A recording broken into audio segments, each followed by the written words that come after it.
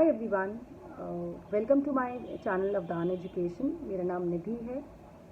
मैं अवदान एजुकेशन या अवदान IAS अकेडमी की डायरेक्टर हूँ और मैं समय समय पर आपके लिए एजुकेशन रिलेटेड, पढ़ाई रिलेटेड वीडियोस लेकर आती रहती हूँ।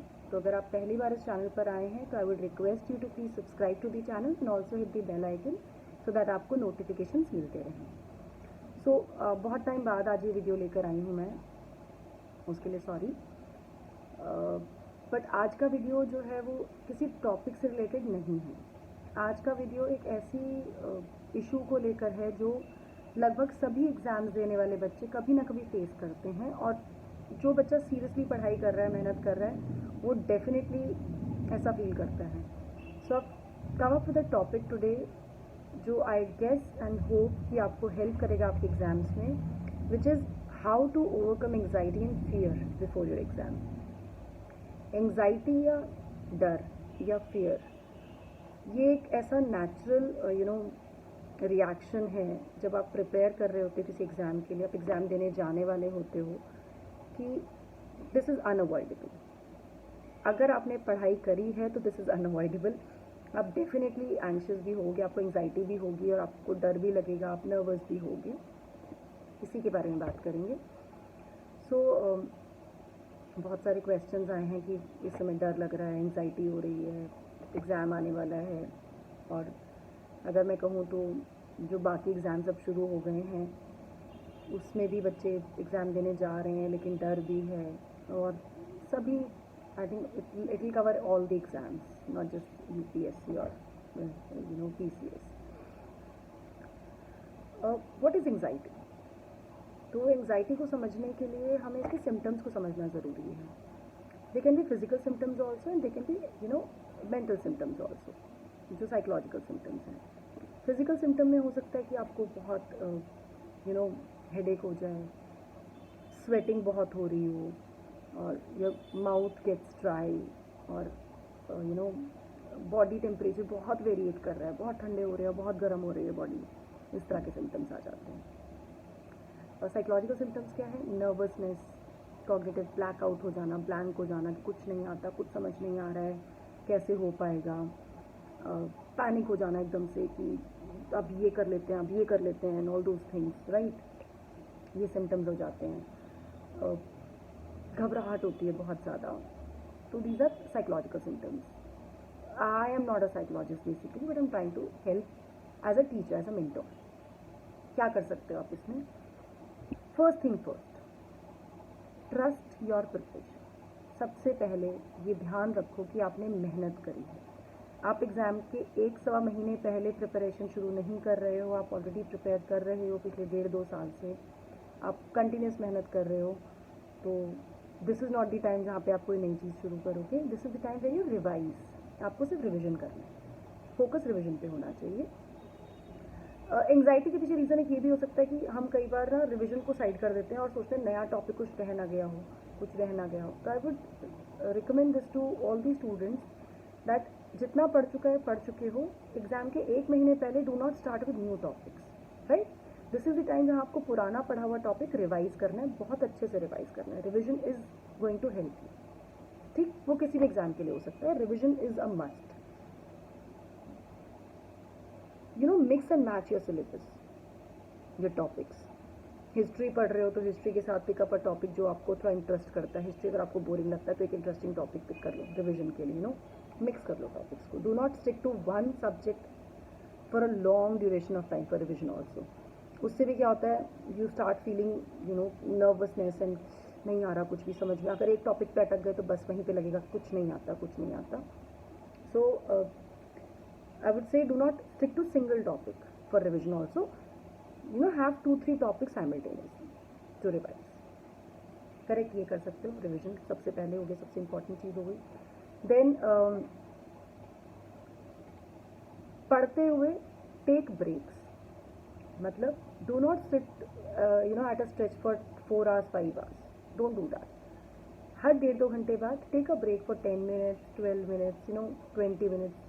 कुछ भी करो, उसमें रिलैक्स करो, जस्ट लाई डाउन, शांत हो जाओ बिल्कुल, listen to your favourite music और whatever, just relax for 10 minutes का break is mandatory thing. Do not stretch your self, उसमें भी घबराहट होती है. Then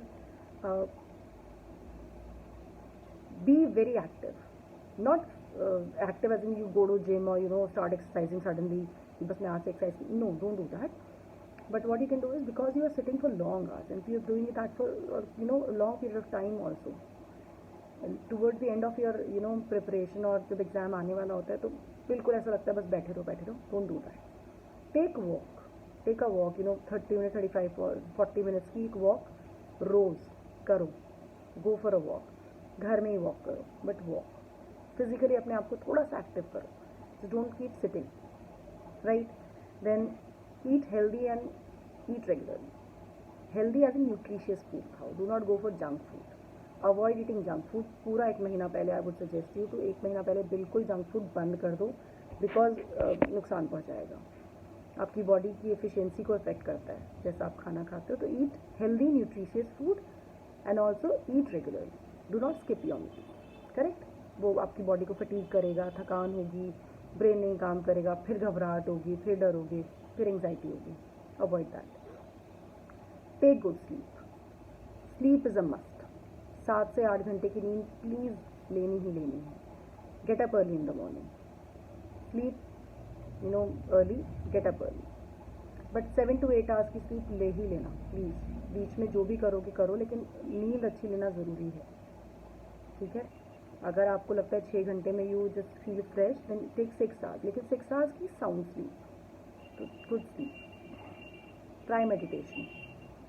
meditation is for all those who are actually scared और बहुत जिनको घबराहट हो रही है. 20-25 मिनट्स का मेडिटेशन करो. गाइडेड मेडिटेशन कर सकते हो. सबके पास स्मार्टफोन्स हैं, बहुत सारी ऐप्स हैं जो गाइडेड मेडिटेशन में हेल्प करती हैं. म्यूज़िक आपको शांति देता है तो music soon low. Just relax your self for please 20-25 minutes. Complete relaxation, जहाँ पे पढ़ाई के बारे में बिल्कुल नहीं सोचो. करेक्ट? सो दैट ब्रेन को रिलीव मिले, शांत हो जाए ब्रेन, एंड देन इफेक्टिवली काम करे जब दोबारा से पढ़ना शुरू करो तो. राइट? तो दिन में कम से कम एक बार मेडिटेट भी करो. तो 1 घंटा अपना physical and mental workout. Physical is your walk, that's for your body. Mental workout is your meditation, that's for your mind. So do that. 1 घंटा अपना वर्कआउट का निकालो, physical and mental both. Very important. Then this is something which I would say is a must. Very important. Avoid talking to people who are negative, who would dishearten you or discourage you. Avoid talking to these people, block their numbers. Don't get into a conversation with these people जो ये कहेंगे अरे इतना सा time बचा है, हो नहीं पा रहा, कैसे नहीं हो पा रहा, क्यों नहीं पढ़ रहे हो, क्या कर रहे हो, नहीं हो पाएगा, एंड ऑल दो things. Avoid these negativities in your life, right? When this is the time जब आप एग्जाम देने जा रहे हो. उसके अलावा use very positive statements for yourself, like I can do it, I've worked hard, I've given my 100%, everything will be okay. These are the sentences that you have to remind yourself every now and then. Keep repeating these sentences. Correct? Do not get into a trap of saying, oh shit, मुझसे तो नहीं होगा, मैं तो नहीं कर पाऊंगी, I'm sorry, don't mind this language. But वो मैं तो कुछ नहीं कर सकती, एग्ज़ाम नहीं निकलेगा मेरा तो मुझे कुछ नहीं आता. Avoid the statements. Positive statements रखो. पॉजिटिवली सोचो, I can do it, I have worked hard, I have prepared well, everything will be okay, I will be able to manage it, I will be able to do it. So these are the things which are in your control, right? Preparation, revision, अपने आप को शांत रखना is in your control. Don't run after things which are not in your control. Like you do not know what questions are going to be there in the paper, right? That is not in your control. What is in your control is to prepare well and give it your 100% and have a positive mindset, right? So this is first video, guys, जिसमें कोशिश की है थोड़ा help करने की. I hope this helps everybody around for all the exams. I'll be coming up with a self-motivation video next time. So till then, keep learning, study hard, relax, and just be positive. Have faith in yourself. Bye for now.